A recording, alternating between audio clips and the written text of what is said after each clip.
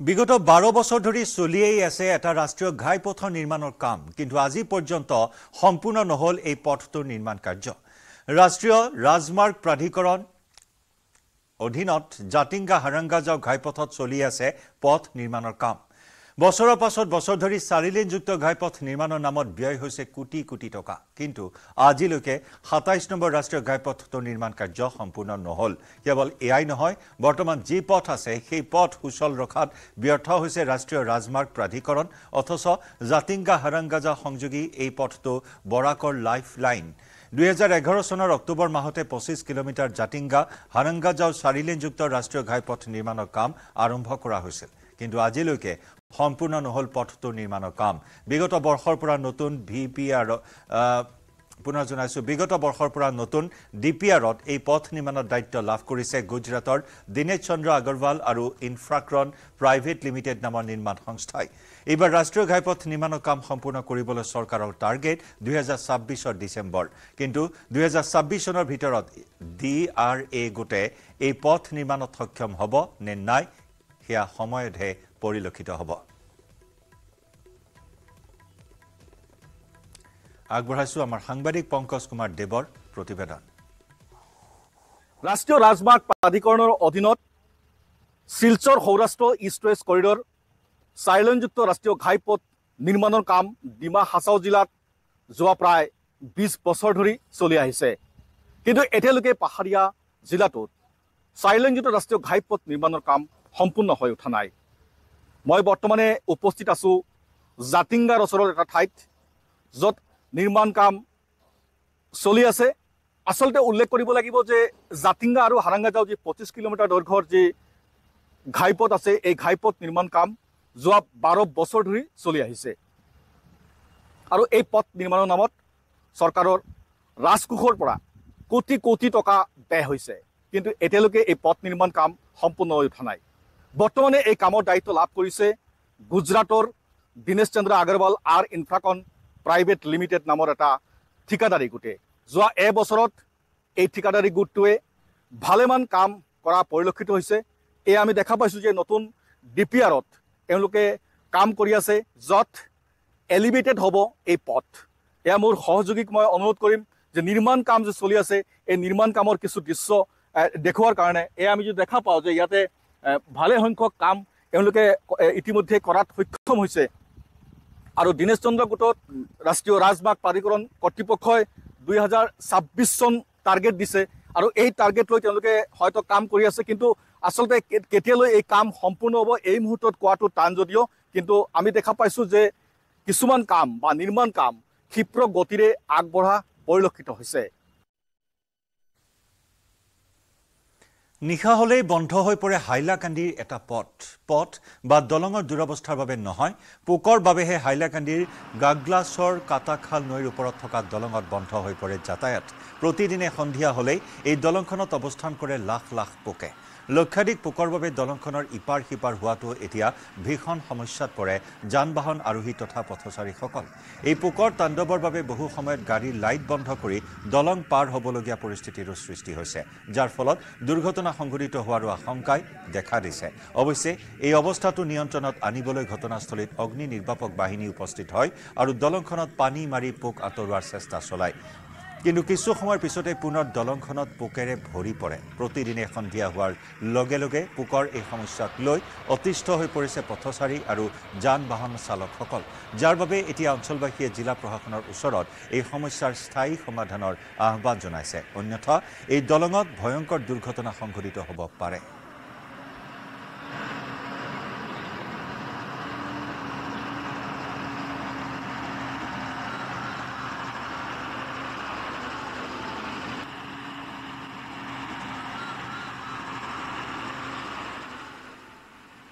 মানুষ আইয়া পড়ে যায়, আর ফুকটা আর আপনার নদীতে কি হয়, জলতে কি হয়, ব্রিজও যে সময় গাড়ি আপ ডাউন করে লাইট দেখার পরে তারা বেশি আরো আকর্ষণ করে।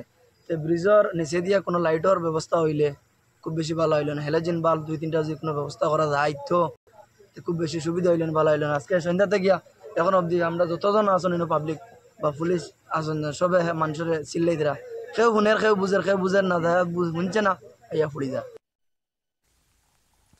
মানৱ সমাজক লজ্জানত কৰা এটি ঘটনা দেওমৰ নৈৰ কুমাৰপাৰাত পুত্ৰৰ অত্যাচাৰৰ বলি হ'ল বৃদ্ধ দম্পতি চকুত চকুপানী লৈ চিপাঝাৰৰ পাথৰিঘাট ৰাজচক্ৰৰ কাৰ্যালয়ৰ বৃদ্ধ দম্পতি দেওমৰ নৈৰ কুমাৰপাৰাত কুলাংগাৰ পুত্ৰৰ অত্যাচাৰৰ বাবে এতিয়া নিজৰ ঘৰ বাৰী এৰি বৃদ্ধাশ্ৰমত থাকিবলগীয়া হৈছে বৃদ্ধ দম্পতি তাৰিণীকান্ত কুমাৰৰ 16 বিঘাকৈ মাটি থকাৰ পাছতো এতিয়া নিজৰ ঘৰ এৰি থাকিবলগীয়া হৈছে দুই বৃদ্ধ সৰু পুত্ৰ অনিল কুমাৰৰ নিৰ্মম অত্যাচাৰৰ বাবে এতিয়া ঘৰ এৰি থাকিবলগীয়া হৈছে পিতৃ মাতৃ পুত্ৰ নিৰ্যাতনত ৰাজপথৰ আলহী হৈ 4 মাহ পূৰ্বে বৃদ্ধাশ্ৰমকে কৰি লৈছে নিজৰ ঠিকনা পূৰ্বতে পুত্ৰৰ এই নিৰ্মম অত্যাচাৰ সন্দৰ্ভত আৰক্ষীক জনাইছিল যদিও কোনো পদক্ষেপ গ্ৰহণ নকৰাত এতিয়া বৃদ্ধাশ্ৰমৰ তৰফৰ পৰা এটা গোচৰ ৰুজু কৰিছে দুয়োৱে লগতে পাখান পুত্ৰৰ কবলৰ পৰা নিজৰ মাটি ভেটি উভতাই আনিবৰ বাবে ৰাজচক্ৰ কাৰ্যালয়ত বিষয়াক আহ্বান জনাইছে দুৰ্ভগীয়া বৃদ্ধ দম্পতিয়ে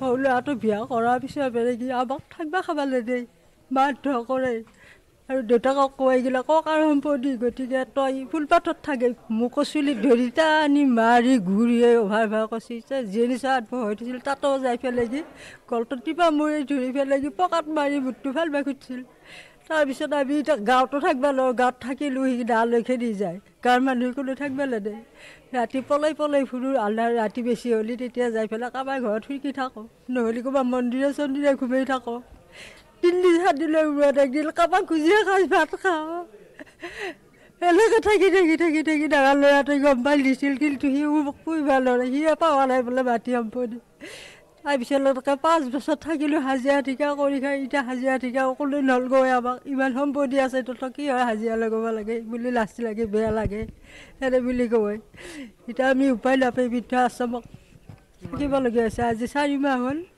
বৃদ্ধাশ্ৰমত থাকিবলগীয়া হৈছে নাই সি মানে যাব নিদিয়ে কাৰণে আমি ঘৰৰ পৰা ওলাইয়ে গ'লোঁ থাকিব নোৱাৰিলে ল'ৰা দুটা তাৰপৰা সেই ডাঙৰটো ল'ৰাই সি থকা জেগাত এটা ঘৰ বনাই দিছিল সেনেকৈ থাকি এতিয়া সেনেকৈ থাকিলেওতো আমাৰ নহয় দে মোৰ নামত আছে অঁ এতিয়া মই ভাবিছোঁ মানে ধৰ মাটিখিনি এতিয়া ধৰ মোক ভাল লাগে তাত থাকিব খাব পাৰিব লাগে গতিকে সেইটো মোক সুবিধা লাগে মোক মাটি লাগে মই দিম সিহঁতক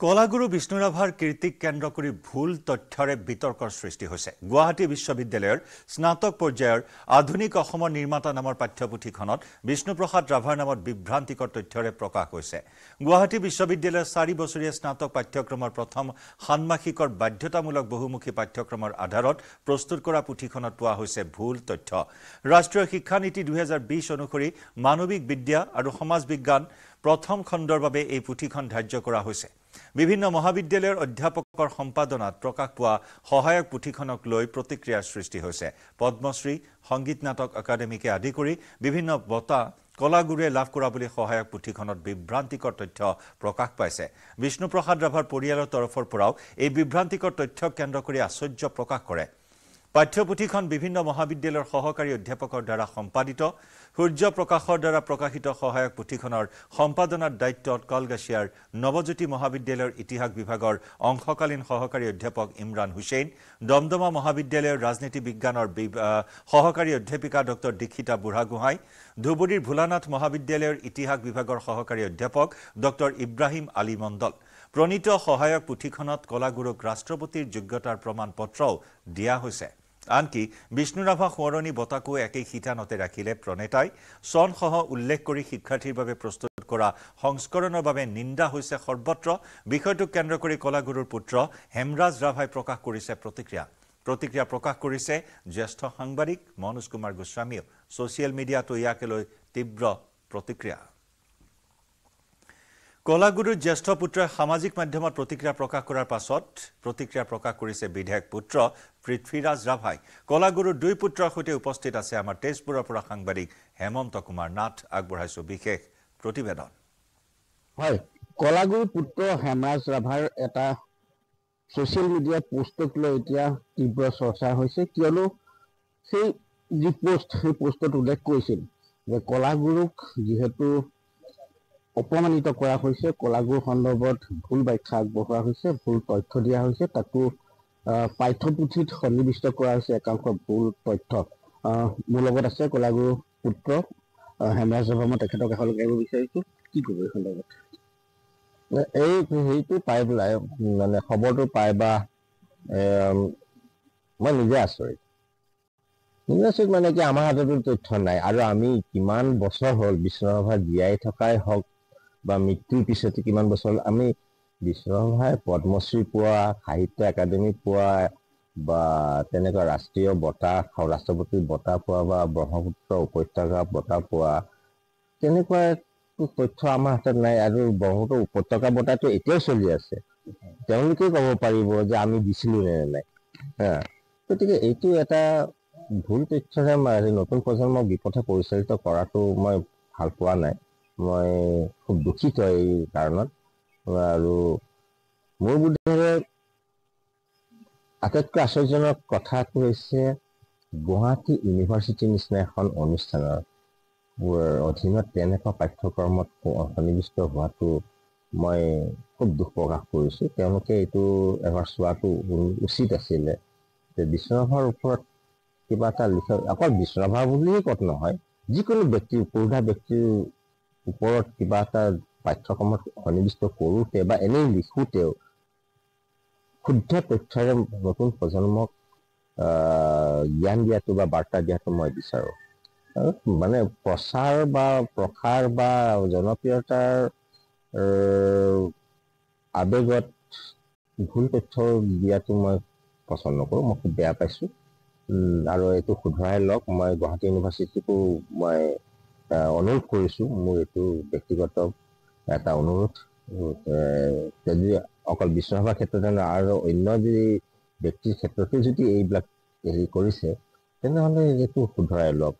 আৰু এইখিনিতে মই এটা আপোনালোকৰ জৰিয়তে কওঁ যে প্ৰথম অৱস্থাত মই এটা ভুল বেটুপাত দিছিলোঁ, তেওঁলোকৰ ওচৰত মই ক্ষমা বিচাৰিছোঁ। মই দুখিত, সেইটো মোক এজনে দিছিলে, সেইটো মই ঘপককৈ দি দিলোঁ, কিন্তু সেইটো মই লগে লগে ডিলিট কৰি মই বেলেগ এটা দিলোঁ, যাতে সংবাদ মাধ্যমে হওক, যিকোনো প্ৰিণ্টেডেই হওক বা ইলেক্ট্ৰনিক্সেই হওক, তেওঁলোকক সেই প্ৰথমতে দিয়া যিটো বেটুপাত সেইটো যাতে প্ৰচাৰ নকৰে, মই এইটো মোৰ অনুৰোধ। চৰকাৰ বা শিক্ষা বিভাগক কিবা আহ্বান জনাম? শিক্ষা বিভাগতে মই কি আহ্বান জনাম বা চৰকাৰক কি আহ্বান জনাম, তেওঁলোকে নিজেই জানে চৰকাৰী বঁটা বিষ্ণুৰাভাই কিমান পাইছে। আৰু তেওঁলোকে যদি সেইটোৱে হেৰি কৰে তেনেহ'লে চৰকাৰে নিজে একচুৱেলি আপোনালোকে মোৰ ওচৰত আহিবই নালাগে, চৰকাৰে নিজে স্পষ্টীকৰণটো দিব লাগিছিল যে আমিতো এই বিষ্ণুৰাভাক তেনেকুৱা বঁটা দিয়েই পোৱা নাই। বিষ্ণুৰাভাৰ নামত বঁটা দিছে, চৰকাৰে বিষ্ণুৰাভাৰ নামত বঁটা দিছে, কিন্তু বিষ্ণুৰাভাক তেনেকুৱা ধৰণৰ বঁটা ক'তো দিয়া নাই। কলাগুৰুৰ পুত্ৰ বিধায়ক তৃতীয় সভা আছে, মই তেখেতৰ প্ৰতিক্ৰিয়া ল'বলৈ বিচাৰিম। কি কৰিব?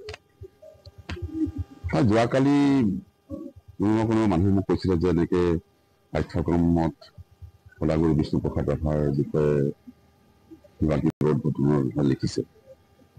আজি মই বাতৰি কাকতত ৰাতিপুৱা পঢ়িলোঁ, বাতৰি কাকত পঢ়াইছে, মই কনফাৰ্ম হ'লোঁ যে হয় লিখিছে।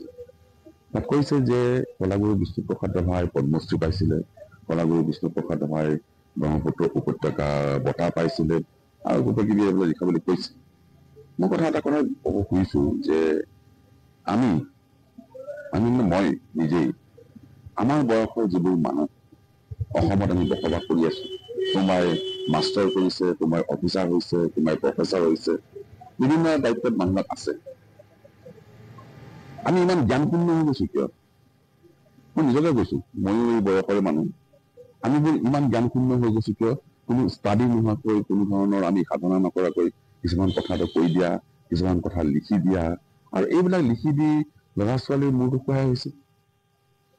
ল'ৰা ছোৱালী আমি দুখ দিওঁ, ল'ৰা ছোৱালী বেয়া হ'ল, ল'ৰা ছোৱালী ধ্বংস গ'ল। ল'ৰা ছোৱালী ধ্বংস যোৱা নাই, ধ্বংস কৰিছোঁ আমি মনে ধ্বংস কৰিছোঁ। গতিকে অতি সোনকালে এই পাঠ্যক্ৰমত যিবিলাক যি লিখিছে এইবিলাক শুদ্ধ কৰিব লাগে, আৰু শুদ্ধ কৰি পেলাই ল'ৰা ছোৱালীক জানিব দিব লাগে, পঢ়িব দিব লাগে, আৰু পঢ়ি শুনি তেতিয়াহে তেওঁলোকে শুদ্ধ কথাটো জানিব পাৰিব। যে অশুদ্ধ কথা এটা আৰু কি কাৰণত লিখিলে, যিবিলাক মানুহে এইবিলাক বস্তু বনাইছে তেওঁলোকে কিমান জ্ঞানশূন্য আপোনালোকে নিজে গম পাইছে, ৰাইজে গম পাইছে যে কথা নাই বতৰা নাই। আজি যদি মহাপুৰুষ শ্ৰীমন্ত শংকৰদেৱৰ কথা কওঁ, মহাপুৰুষ শ্ৰীমন্ত শংকৰদেৱে ব্ৰহ্মপুত্ৰ উপত্যকা বঁটা পাইছে। মহাপুৰুষ শংকৰদেৱৰ দিনত ব্ৰহ্মপুত্ৰ উপত্যকা বঁটা নাছিল, সেইখিনি বঁটা দিয়াৰ ব্যৱস্থাই নাছিল। আৰু বিষ্ণুপ্ৰসাদ ৰাভাৰ জীৱিত কালত ব্ৰহ্মপুত্ৰ উপত্যকা বঁটা তেতিয়া দিয়াৰ ব্যৱস্থা নাছিল, পিছতহে হৈছে। গতিকে মই এটা কথা ক'ব খুজিছো ৰাইজক, ৰাইজ আপোনালোকে সতৰ্ক হওক, এইবিলাক কথা জানক, বুজক, আৰু জানি বুজি এইবিলাক মানুহ যিবিলাক মানুহ এইবিলাক কাম কৰে সেইবিলাক মানুহক আপোনালোকে চিনি লওক। আৰু সমাজখন শুদ্ধ কৰিব হ'লে এইবিলাক মানুহৰ দ্বাৰা সমাজ শুদ্ধ নহয়। গতিকে ভাল মানুহৰ হাতত চৰকাৰে কাম দিয়ক। ৰঙাপুৰাত ক্ৰমাৎ বৃদ্ধি পাইছে হাতী মানুহৰ সংঘাত। দিনত চাহ বাগিচাত বিচৰণ কৰা হাতীৰ জাকে নিশা হোৱাৰ লগে লগে প্ৰৱেশ কৰে জনাঞ্চলত। বন্যহস্তীৰ উপদ্ৰৱৰ বাবে নিশা উজাগৰে কটাবলগীয়া হয় অঞ্চলটোৰ ৰাইজ। নিশা হ'লেই বৃহৎ হাতী জাক অতিক্ৰম কৰে ৰাষ্ট্ৰীয় ঘাইপথেৰে। এই দৃশ্য ৰঙাপুৰা বালিপুৰা সংযোগী পথৰ ৰঙাপুৰা কলেজৰ সন্মুখৰ। চাওক কেনেদৰে বন্যহস্তীৰ এটা বৃহৎ জাকে অতিক্ৰম কৰিছে ৰাষ্ট্ৰীয় ঘাইপথ। এটা দুটা নহয়, প্ৰায় 100জনীয়া এটা বৃহৎ জাক কণ কণ হাতী পোৱালিৰ লগত লৈ অতিক্ৰম কৰিছে ৰাষ্ট্ৰীয় ঘাইপথ। ইফালে কলিয়াবৰৰ আঘোণমহীয়া ধাননি পথাৰতো বন্যহস্তীৰ উপদ্ৰৱ। নিশা হ'লেই শতাধিক হাতীয়ে উপদ্ৰৱ চলাইছে কলিয়াবৰৰ বামুণী, মাজগাঁও, দৌলপুখুৰী, ঝাওকটা, মথৌখাটৰ ধাননি পথাৰত। শতাধিক বনৰীয়া হাতীৰ উপদ্ৰৱত নিদ্ৰাহৰণ স্থানীয় কৃষকৰ। জাক জাক বন্যহস্তীৰ উপদ্ৰৱৰ পৰা অঞ্চলটোৰ কৃষকৰ ধাননি পথাৰ ৰক্ষা কৰাৰ ক্ষেত্ৰত বন বিভাগে গুৰুত্ব নিদিয়াৰ অভিযোগ, যাৰ পৰিণতিত হাতীৰ বৃহৎ জাক এটাই প্ৰতি নিশা তহিলং কৰিছে অঞ্চলটোৰ ধাননি পথাৰ। ধাননি পথাৰত জুই ধৰি ওৰে নিশা পহৰা দিবলগীয়া হৈছে স্থানীয় কৃষকসকলে। হাতীৰ উপদ্ৰৱৰ বাবে সম্পূৰ্ণভাৱে নপকাকৈ অঞ্চলটোৰ বহু কৃষকে চপাবলগীয়া হৈছে ধাননি ডৰা। আমি ৰক্ষা কৰোঁ আৰু আমি অলপ চাইড কৰি ইফালে পঠিয়াই দিওঁ খেতি কৰি, আৰু ৰাতিপুৱা এইটো ৰাস্তাতে গুচি যায় আকৌ উভতি। আৰু কিছুমানৰ আছে মানে চবৰে খাই দিছে, ধান মেজি কৰি থোৱা এইবিলাক খাইছে, তাৰপিছত আকৌ আপোনাৰ কাটি থোৱাবিলাক খাইছে, এনেকাই খাইছে মানে। আৰু চবফালৰ পৰা ৰখীয়া ওলাই যায়, মাজত হৈ যায়, তেতিয়া আৰু যাৰ যেনেকা পায় তেনেকাই খাই দিয়ে আৰু গুচি যায়। আছে আপোনাৰ 150 মান হাতী আছে। ইফালে গোৱালপাৰাতো হাতী মানুহৰ সংঘাতে প্ৰতিদিনেই লৈছে ভয়ংকৰ ৰূপ। বনাঞ্চলৰ পৰা জনাঞ্চললৈ ঢাপলি মেলা বন্যহস্তীৰ উপদ্ৰৱত এতিয়া ত্ৰাহি মধুসূদন কুঁৱৰিছে জিলাবাসীয়ে। জিলাখনৰ ইমূৰৰ পৰা সিমূৰলৈ বন্যহস্তীয়ে নিদ্ৰাহৰণ কৰিছে খাতি খোৱা লোকসকলৰ। বন্যহস্তীৰ উপদ্ৰৱৰ বাবে বহু কৃষকে কৰিব নোৱাৰা হৈছে খেতি বাতি। কোনো কৃষকে যদি ঋণ লৈ খেতিডৰা কৰিছে, সেয়া বছৰেকৰ মূৰত ধান মুঠি পাবনে নাই তাৰ কোনো নিশ্চয়তা নাই, কিয়নো পকিবলৈ ধৰা ধাননি পথাৰত বেছিভাগ সময়তেই বন্যহস্তীয়ে উপদ্ৰৱ চলাই আহিছে।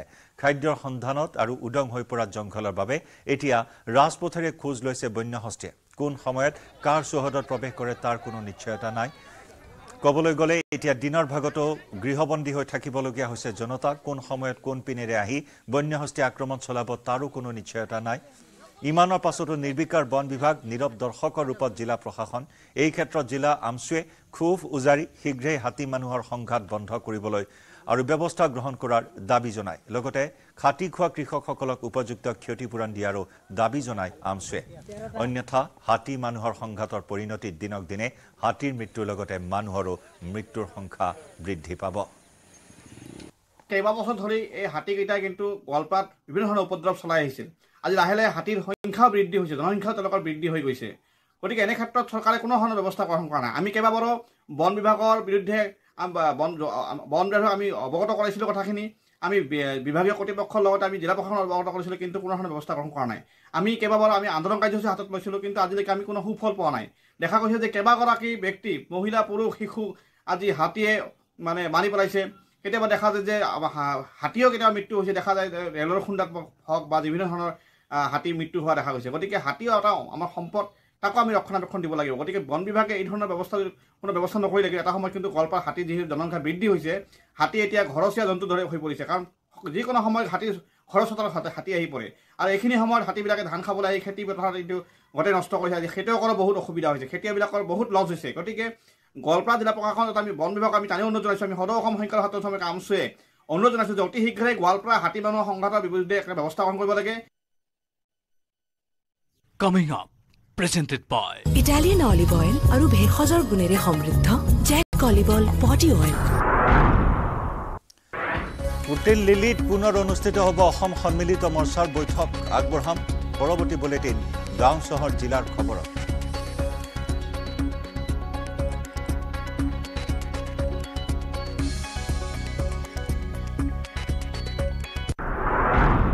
Coming up, presented by Italian olive oil আৰু ভেষজৰ গুণেৰে সমৃদ্ধ জেক অলিভ অইল পটি অইল ইয়াৰে সৈতে দুপৰৰ সংবাদৰ পৰা বিদায় লৈছো নমস্কাৰ সৰ্বোত্তম টিএমটি লগা এইটো মাইথান ষ্টিল নহয় সস্তা হয় বছ ষ্ট্ৰং মানে মাইথান ষ্টিল